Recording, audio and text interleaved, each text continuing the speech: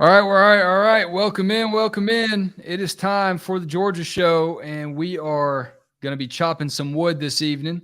Every Wednesday here on Dogs HQ's YouTube channel. We're going to start a little something called Chopping Wood, and we'll explain that a little bit later. But first, let's get right into it. Jake Rowe, what's new? Man, you returned your triumphant return to Buttsmere to face Kirby Smart and the Georgia Bulldogs. How were you welcomed back after your brief hiatus? Man, Kirby didn't even notice, dude. I was kind of broken up about I that. think he did notice, Jake, because you asked a question yesterday, and I think it was subtle, but I think he lifted his hat up when he answered a question, and I think it was a subtle little tip of the cap to you. God. My mic just attacked me. No, I didn't sense that at all. In fact, I'll get to it in chopping wood later. Kind of crabby Kirby, and it's a good thing, by the way. But no, I mean, it was cool, man. It was cool just to see all the guys. I've become really good friends with a lot of guys on the beat over the years. Mark Weiser, Anthony Dasher, Seth Emerson. It's only the second time I've seen Palmer in person since the national championship game. The first time That's wild, huh? was to go see Palmer and be like, "Hey, dude, I need some help to figure out how to post stories here at Dogs HQ." Yeah, it was awesome. It was awesome. Connor Riley, Chip Towers. I mean, you name it. I mean, we've got a pretty tight knit group, I feel like, and we've always kind of gotten along. We eat out together on the road. We fish together on the road, stuff like that. Whenever we're at a place for a while, and it was really fun to get back in and spend some time with those guys.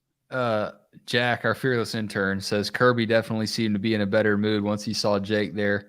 Yeah, man, I think it's interesting. I think people, they see so many of these sites that compete against one another, and I think they assume that it might be edgy at times and all that, but for the most part, there are relationships there for the guys that do this job year in and year out and for many, many, many years. And look, you can't be frosty towards guys you're sitting next to in that little media room that Georgia's players, by the way, have evacuated for their $80 million upgrade. So, yeah, it was good. I'm glad you made it back. I've said for years that the only guy that covers anything regarding Georgia that I just don't have any use for is Jake Roos. That's the only guy I don't care for. I don't that like guy sucks. That guy sucks. Well, hey, man, it's Sanford week. Chris Hatcher and the Sanford Bulldogs coming back to Athens between the hedges. That's what I came back for. This week right here is why I came back. Yeah. I mean, look, if Kirby mentions you at SEC Media Days, and granted, he was asked about him, probably from some beat writer from a very small market in Alabama, but Kirby gave a pretty substantial answer about Chris Hatcher and the Sanford Bulldogs. It's an important program to him. It's an important coach to him. I wrote about it over at Dogs HQ this week. You've probably read the story before. I made fun of myself. It's kind of picking up steam as the David Green, David Pollock Little League story that you can turn into a drinking game, or the Jake Fromm Little League World Series deal. If you follow Georgia closely, you probably already know that Chris Hatcher gave Kirby a start down at Valdosta State. They built their lockers together. Will Muschamp gave him the interview where Kirby drew too many guys on the defensive scheme board. You know this by now, but it's still a pretty cool story. And one of those things where we kind of get to reveal a little bit about Kirby as a person, and people eat that up. Oh, I didn't know if you had a video clip. Sorry, Wes. No, I do not. I should have told you that. Little known fact, Wes, I was actually down there at Valdosta State at that time. I had go Blazers. I spent one semester at Valdosta State, wrecked my car. Mom and Dad made me come back home and do another semester at South Georgia College before transferring to Georgia after my freshman year. Okay. But I remember, having classes with some guys, and I'd played high school ball with a kid named Tyrone Jordan, who had played defensive end for us at Atkinson County and was recruited by Georgia to play outside linebacker in a 4-3 scheme, but they kind of didn't end up sending him a letter of intent. He went to Valdosta State, played wide receiver, was a 1,000-yard player. He's a really good player, 6'3", 210. But I remember Tyrone telling me kind of like, hey, this Kirby Smart cat's got his act together. He's the kind of guy that, and I believe Kirby went from DB's coach to defensive coordinator. The year before that I was there, he was DB's coach, and then he went to defensive coordinator the next year. But he did a really good job apparently, and kind of got some notoriety there. Notoriety is a bad word, not the right word, but kind of figured some things out as a defensive coordinator, and learned some stuff.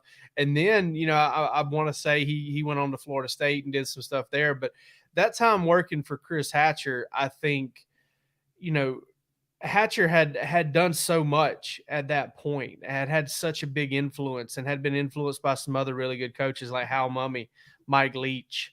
One of the things I considered asking Kirby this week, but I'll probably wait until Mississippi State week to ask him, is what can they get from this game that might be able to allow them to learn a little bit more about playing Mississippi State, down the road.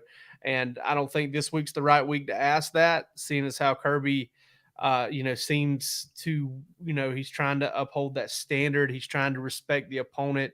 He's trying to do all of those things. But on top of it all, I think that it comes down to, this is a game that might teach them a little bit down the road to go play in Starkville. And I think that's an important point there as well. Kirby hit on a lot of different things this week. And I thought it was pretty important, all the different things he hit on, right? The injuries, Nyland Green's dealing with something. He talked about yesterday, a couple of those young wideouts are coming on here. Wes has got us a picture of babyface Kirby. One of my buddies, Timmy Look Quinones. at those khakis. Yeah, Dude, those khakis are 2 sizes too big, bro. They got the pleats. Look how much he hates putting the loafers up on that bench. He's ready to fight that photographer. Shout out to Timmy Quinones, guy I played high school football with, went to Valdosta State. Sent that Valdosta State program to me this week. But yeah, you mentioned it's salty Kirby week, spicy Kirby, whatever you want to call it. What do you think is the deal here, Jake? Is it dialing it up because it's Sanford, or do you really think that practice is kind of slowing down this week? Well, Kirby led off with that whole, I think we had our best practice, one of our best practices on Monday. We had our worst practice on Tuesday. He added some context to that this morning on 92.9 when he did the steakhouse with Steak Shapiro and Rusty Mansell.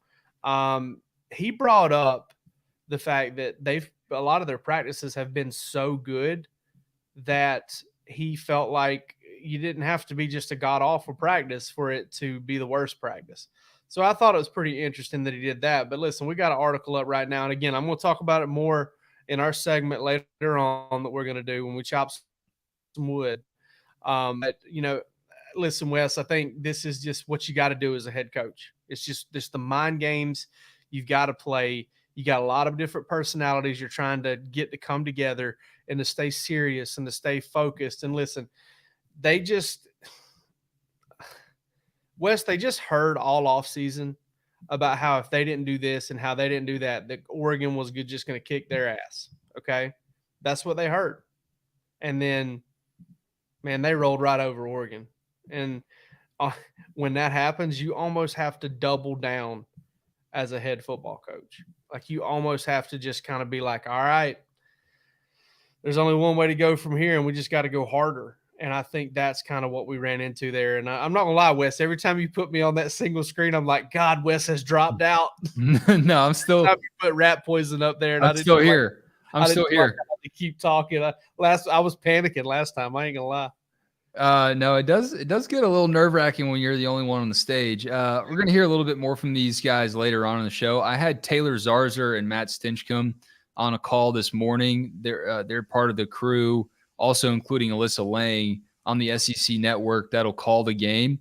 I want you to listen to what Taylor Zarzer said, and I think it is really hitting the nail on the head externally. That's what Kirby worries about so much, about why you really had to get between the ears of your players this week after that beatdown. Sounds a little Alabama-ish, doesn't it? That, after you win a national championship, you try to continue to play at the same standard. It's very challenging to keep your guys fresh and driven and motivated every single day. If the standard this season is winning a national championship, you have to have that same level of hunger, and you have to constantly challenge your guys to play at that same level, and that's very difficult to do. But what we saw the first game of the season reminds you of the way Alabama typically comes out in one of those neutral site games. And I don't think there's any question that Georgia is at the beginning of a dynasty here, that you're going to see this team compete for national championships over and over again for years to come. All right, so he used the D word there. And look, Georgia's won one national championship. And you said it last show that you were wondering if Georgia could repeat before they played Oregon, and now you think it's way more realistic. I do too. But look, when you hear people like that, guys that are going to be calling the game, guys like Zarzer and Stinch that are going to be interviewing Kirby in a couple days, I can see why Kirby might bristle a little bit, but that's why he is so unique in this job. The average guy is going to be like, all right, yeah, we beat Oregon. We won the Natty. Let's keep cruising. But Kirby is cut from the cloth and learned from the cloth that you got to ratchet it up a little bit this week. Yeah, and listen, even Alabama, right? Even Alabama has struggled with it. I mean, they've done it. I'm not going to sit here and say they haven't. They built the dynasty. They've done the repeat thing. They've also struggled to repeat in seasons where they've had talented enough teams, or maybe even plenty talented enough teams. They've only done it one time. Yeah, I mean, it's hard, man. Yeah, I mean, remember when USC tried to go for 3 in a row, and yeah, that was ridiculous. Put a stop to it. You know, I mean, it would have really been 2.5 in a row because of Conats and whatever in 2003. But you know that it's just hard. It's so hard. But you know, I got a lot of respect for Taylor Zarzer. I listen to Taylor all the time on the Golf Channel, XM Golf Channel. I mean, he's very reasonable. He's one of those guys that you know, it kind of reminds me like Ryan Russillo or somebody like that. Like their shtick is being reasonable. Yeah. And they have found kind of this way of going about things that is they in the midst of all the hot takiness, they stand out by being reasonable, and I like it about them. I love it about them. But I will say this, you know, when you're about to call a team's game and you know you're seeing some stuff, I still think Taylor and some others are just getting the cart ahead of the horse. And I'm not saying that Georgia fans shouldn't enjoy it or feel great about the program. A dynasty is possible. Okay. It's possible. And that's all you can ever really ask for, because Alabama doesn't get there without a break or two, without a ball maybe getting batted up in the air, and maybe a receiver catching it when he probably should have let it fall to the ground. Mm-hmm. That type of thing, you know, Freak stuff like that. Yeah. So that stuff has to happen. And is that going to happen for you? We don't know. So, but it's possible now. And that's all Georgia fans could have ever asked for. But I still think we're still getting the cart a little bit ahead of the horse on the whole dynasty talk thing, despite the fact that I do think a repeat is much more reasonable than I thought it was going to be on September 2nd. Well, look at how much the sport is changing. I mean, it really is apples to oranges. If you want to look, you know, potentially 10 years from now, even 5 years from now, how different the sport's going to be. Does the added playoff, does playoff expansion help or hurt Georgia? You know, Kirby talked about that this week too. And I mentioned that in my what Kirby said and what he meant column on Monday. Georgia plans to be in the playoff, whether it's 4 teams, 6 teams, 8 teams, or 12 teams, and they don't want to leave too much doubt about it, whether they have to go through Alabama or not. So we'll see about that. But yeah, you would imagine that building that dynasty is harder to do. And look, what are people hungry for in this sport? They're hungry for another team that isn't Alabama to beat Alabama. And if that means that Georgia's a dynasty, so be it. If that means that Clemson's a dynasty a couple years ago, there's talk about that too. So be it. But we'll see. I certainly don't expect it. Do I think that Georgia will only win 1? I think that would surprise me 10 years from now if that was the case. But a full-on dynasty, I'm with you. One thing that the guys also mentioned too, that is exciting to look ahead to if you're going to the game, it has been 41 and however many years since Georgia entered Sanford Stadium to play a game as defending national champions. They did it in 1981 and they beat Tennessee 44-0, which, you know, obviously way less competitive than when Herschel ran through Bill Bates. But even though it's Sanford, even though it's supposed to be a little rainy on Saturday, I got to imagine the Dogs fans are going to be jacked to see those red helmets back between the hedges again as defending national champions. Did you get to go to Sanford Stadium for I did for the Saturday? parade. Yeah, it was awesome. I tell you what, man, that was one of the coolest experiences. And I mean, listen, it would have probably been a really cool experience anywhere I went. But you know, I'm a UGA alum. I've spent a lot of time, you know, since 1995 in that stadium on that campus. So it was a little bit more special for me there. But man, that was the atmosphere there. It was cold. God, it was cold, bro. Like I think I left early. I mean, once it was over, I was out because I couldn't feel my toes or my hands. But man, that was really cool. And I think there's a chance with the energy coming off that Oregon win. I think the intensity, you know, will be a little bit more for a game day. You know, I know that's national championship was fresh, but piling those fans in there and getting to be a part of it. Now, will it be empty? You know, or will there be a lot of empty seats come, you know, the first half and then the middle of the third quarter? Absolutely. Probably so. But the crazy thing is, you know, the schedule was set ahead of time. I get that.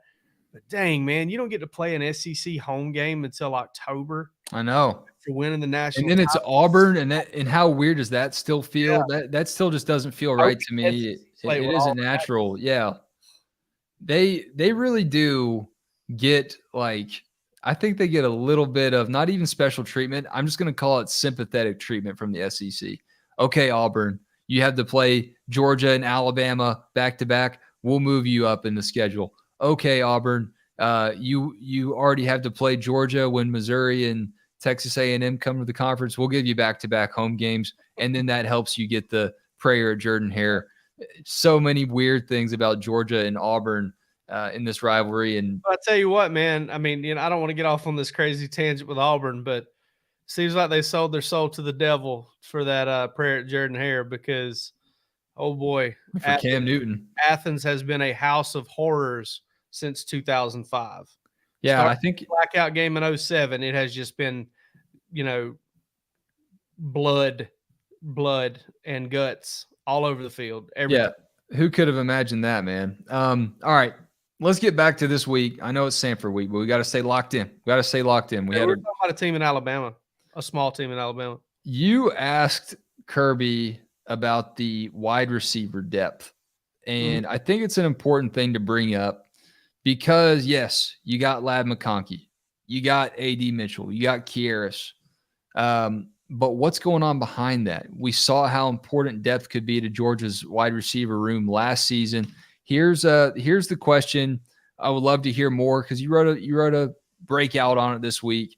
But let's dive into what Kirby had to say about it. I'm riding them really hard because I have high expectations for them, and they can help us. You know, they each have really good attributes, and they're both really want to help our team. They're great young men. I mean, I'm talking about, like, they do everything right off the field. They do what they're supposed to do. They work really hard. Dylan has gotten a lot of reps and should be able to help us. It's probably further along than those two only because he has not been injured. But CJ, you know, he hit some high numbers on GPS recently. We're trying to bring him back slowly because he's had some knee issues, and then Denylin has had a couple good practices. So we need to bring those guys along to get the depth we need to support our offense. He's talking about CJ Smith, Dylan Bell, and Denylin Morissette. Why were you curious about that, and what did you think about Kirby's answer? I was curious, Wes, because Georgia's not you know, we look at this 11 personnel, 3 wide receiver game now, right? You know, everybody does their depth charts. They got a slot receiver and a Z receiver and an X receiver. Georgia's not 11 personnel team. Georgia's a 2 tight end team. Georgia's and listen, those guys are going to give them receiver function. You know, they're Brock Bowers, Darnell Washington, Oscar Delp, you know, and Georgia's going to line up in 3 receivers sometimes.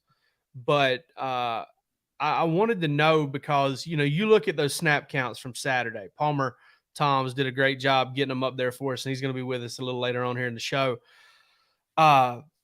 it was, I believe, Lab McConkey and A.D. Mitchell were number 1 and number 2. I can't remember in which order. Marcus Rosemy-Jack Saint would have been number 3. Now, I would have thought it would have been Kieris, but Rosemy-Jack Saint was one of the 3 receivers over 20 snaps in the game because he's an outside guy. He doesn't give way to a tight end. Kieris doesn't have to, but he's still primarily a slot.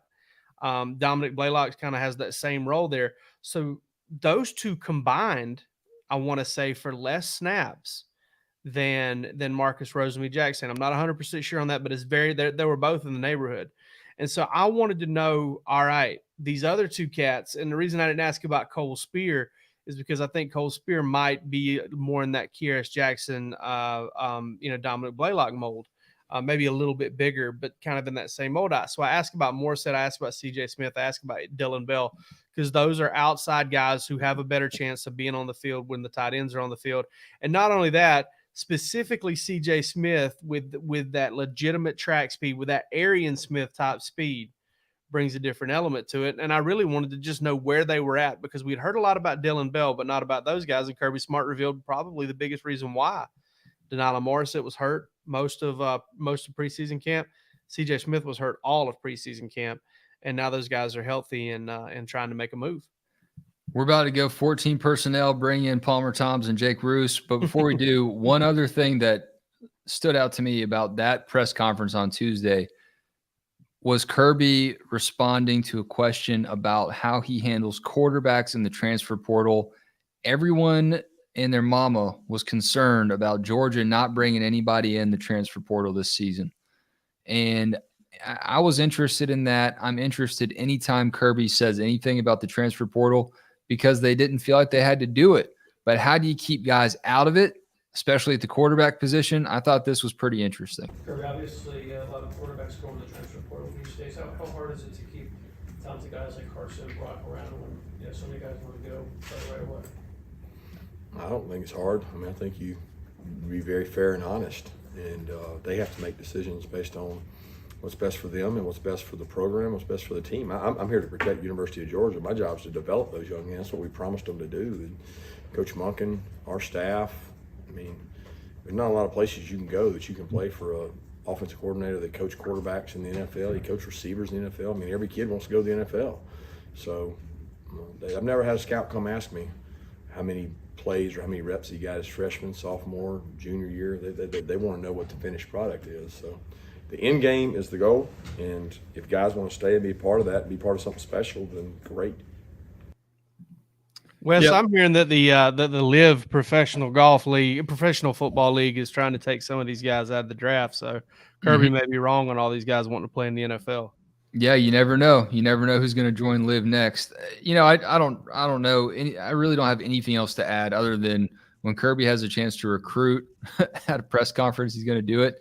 And I think it says a lot about the package and the sales pitch that Carson Beck and Brock Vandegrift have accepted and risen to the occasion for. Okay, the mailman is not as big as me. He can't throw the ball as hard and as far as me, but he's still starting in front of me. Why am I going to stick around? Well, it's because Todd Monken has shown that he can develop guys and get them into the league. And whether or not that plays out for them, we'll see. But I thought it was interesting in an era when it's really hard to hold on to quarterbacks and hold on to quarterback depth. It's a lot like the NFL. There aren't a lot of good backups in college football. Georgia's got some pretty good ones. All right, guys. Palmer, Jake, welcome in, fellas. Both of you guys have been chopping some wood this week, and I think Palmer tipped his hand to me with the thing he wants to talk about and chopping wood tonight. And this is our new segment we're going to start on the show every Wednesday night. We've heard all we can hear from the players, from Kirby Smart. What's the one thing that stands out to us the most? We have a tight minute to talk about that topic, that player, that person. It doesn't even have to be about Georgia. It can be about anything in the SEC or in college football. Palmer, we'll start with you, man. What are you chopping wood about tonight? Muted mics is what he's chopping wood about. Palmer's chopped his mic cord. Papa Palmer. Can you hear me now? Papa We got Palmer. you, bro. What I was saying was that Kirby quote and clip there was a perfect intro into what I'm chopping wood I know about it was. this That's week. why I played it. So I am chopping wood about Georgia's offense and its identity. Todd Monken getting guys the ball out in space. Talked to A.D. Mitchell and Kendall Milton, not Kenny McIntosh, tonight, and they both described Georgia's offensive identity. AD had a lot of great things to say about it. I asked him specifically, hey, we all saw what the offense looked like on Saturday. What do you think the potential could be? He looks up, says it's up there. Says that I asked him what the ceiling could be. He looks high up. It says it's pretty high. So excited to see what this offense looks like as it keeps moving forward. I'm gonna have a piece coming out tomorrow morning on that offensive potential. Kirby talking about recruiting, guys in press conferences, stuff like that. But I'm chopping wood about Georgia's offense. Palmer, don't go anywhere. I got one more thing I want to talk to you about on the other end of chopping wood here. Jake Roos up in Dahlonega, Georgia. Where are you? How dare you? I'm in McKaysville, Georgia. How dare Them's fighting words up in Don't McKay. you live in Tennessee? Come on, man. I'm not from Lumpkin County. Don't you live in Tennessee? First off, I want to say hey to Jake Rowe. This is the first podcast we've gotten to be on together, so that's exciting for me. Yeah, did you hear me talking that stuff about you earlier? A little bit. Chasing ink again, I see. Out here on the Georgia show this evening, and for me, I'm chopping wood about something totally unrelated to Georgia, and to me, it's this Kentucky-Florida matchup. I really want to know, is this the new Florida? If Billy Napier pulls this one off this week, that's a big signal over the bow as to how the Gators have responded to the new hire over there. It's a big one for Mark Stoops too. I think everybody's got high expectations around that Kentucky program. Will Levis, is this going to be the Kentucky that we've seen the last couple of years? Or are they going to be susceptible to an atmosphere there in the swamp that's always intimidating no matter who you are? So Florida coming off of a big one. I think that's going to be a must-watch game, probably the one I've got circled highest at the top of my list this weekend. Really, really intrigued by both of those programs, especially Florida. 4.5 points. Who's favored in that? Florida. Yeah. How about it? All right. Glenn Hartley. We got to get Glenn Hartley some sort of title belt or trophy or something. Glenn is our comment champion, show in and show out. Observing here astutely. Glenn Hartley, you got some cufflinks on the way. I don't even know where you live, but I've got some the Jake show, Glenn says.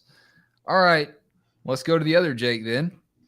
What you chopping wood about? Yeah, man, listen, I asked Kirby 2 questions on my first day back at a press conference. He answered half of one.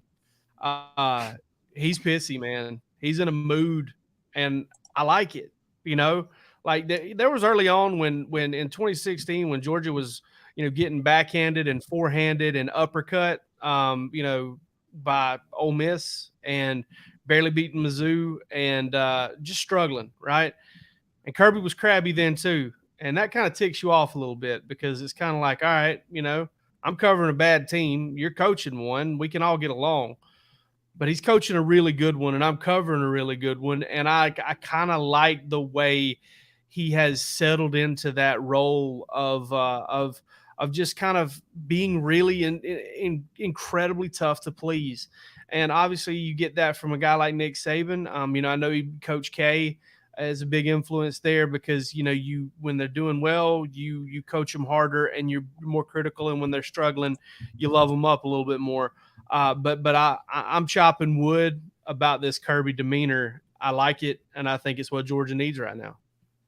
Jake likes it. He loves it. You want some more of it. All right, I'm chopping wood about Stetson Bennett. I know everybody else is this week, but Jake Rowe, you laughed at us at the end of the show over the weekend when we said, can Stetson Bennett win the Heisman? And lo and behold, he shows up on the Heisman odds this week at plus 1,600, and he picks up the NIL deal of the year so far as I'm concerned, with AARP endorsing this man. He's going to be 25 years old in October, and he has a tremendously sharp, self-deprecating sense of humor. I love it. I think it is a perfect fit for him because obviously he's old. You get the joke, but he's also he's willing to make fun of himself, and that is one of the most endearing traits you can have, especially when everyone else doubts you.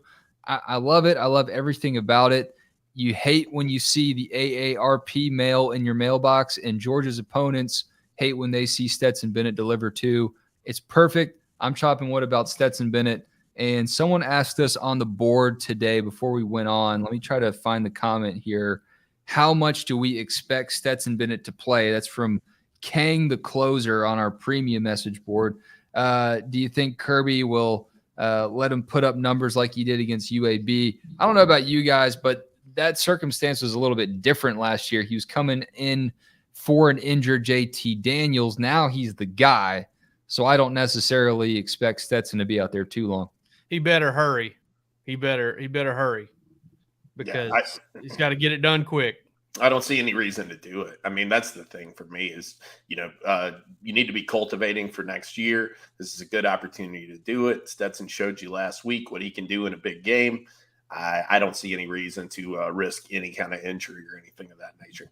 Yep. Quarter and a half, maybe 2. But in 2 quarters, you seal club them pretty good. And 2 quarters is all it took for him to get the 5 touchdowns last year. He'll have a lip of skull in by the middle. He's a grizzly man. I thought he was a Copenhagen guy.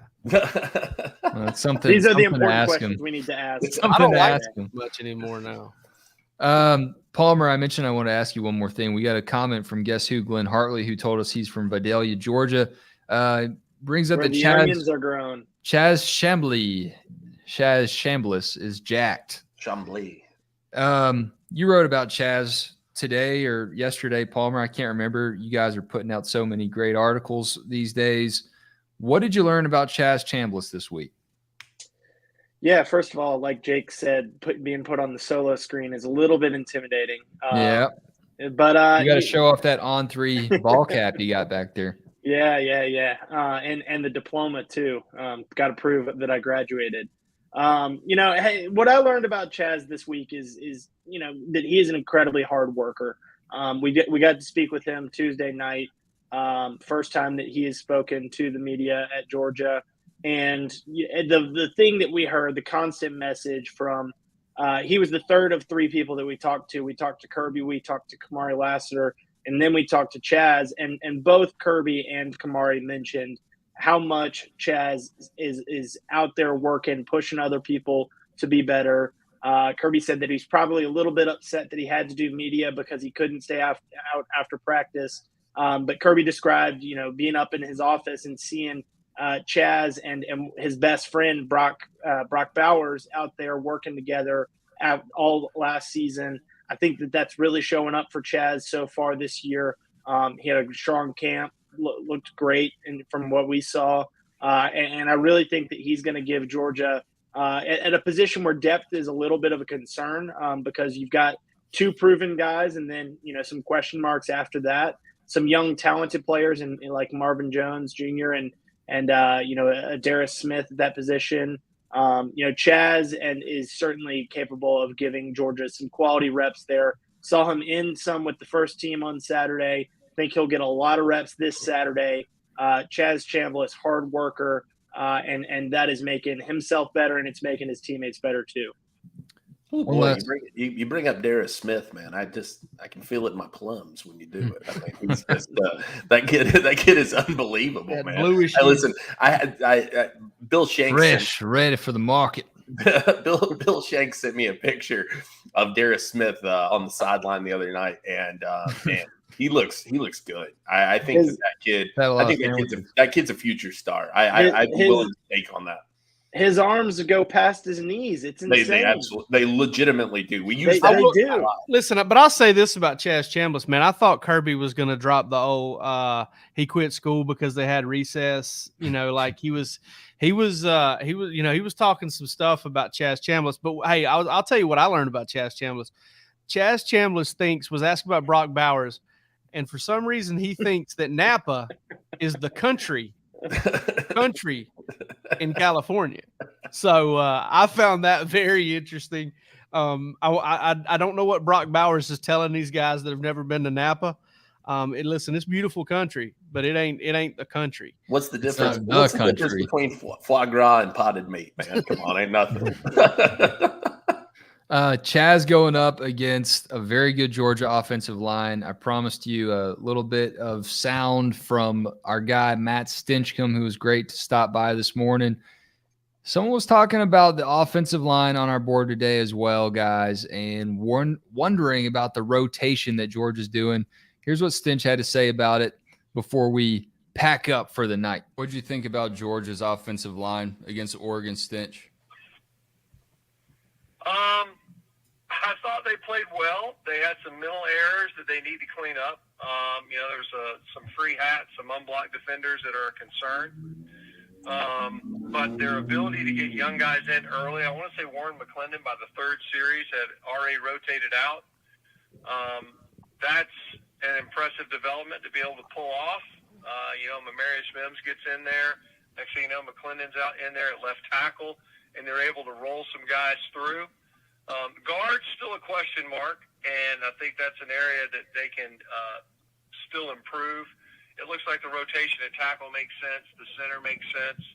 But it's the guards where we might see some new faces in different places. But I thought overall, considering that there was some shuffling and some new spots other than really Van Pram and McClendon in there, that I thought they played well. And there's definitely opportunity for improvement. If Stinch says it about the O-line, I believe it. He's a pretty smart dude. Can't wait to hear his crew call this game 4 p.m. on the SEC Network, guys.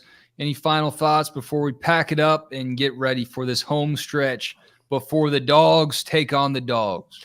Dogs 55, Sanford, also the Bulldogs, I'm pretty sure, 14.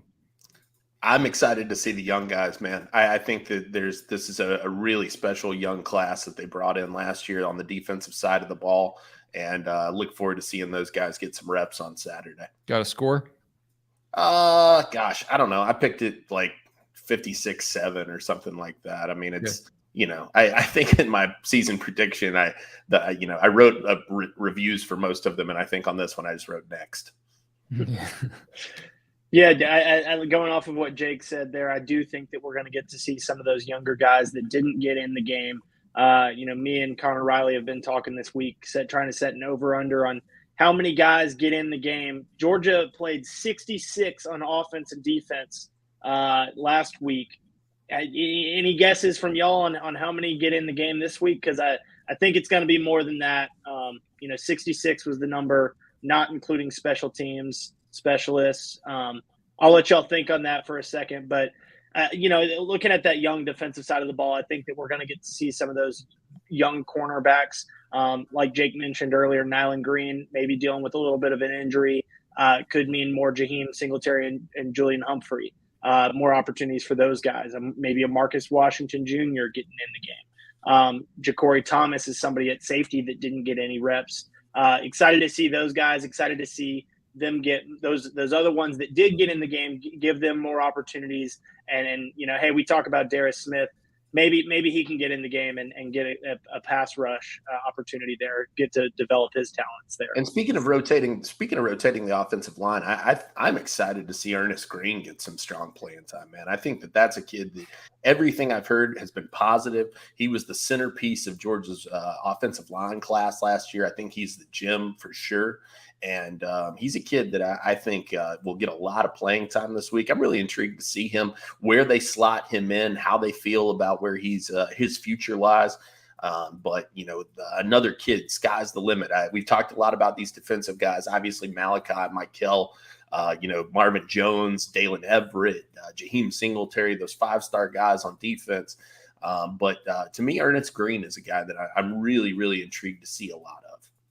7 different offensive line groupings in 9 drives for Georgia last week as we bring up that rotation. Dude, I wrote a little bit about that. That's just dumb. It's like tinkering. It's practicing. It's not disrespect for Oregon. It's not, Kirby Smart saying we have better guys than Oregon did. And people wanted to make something out of that. It's just true. It's just the truth at this point.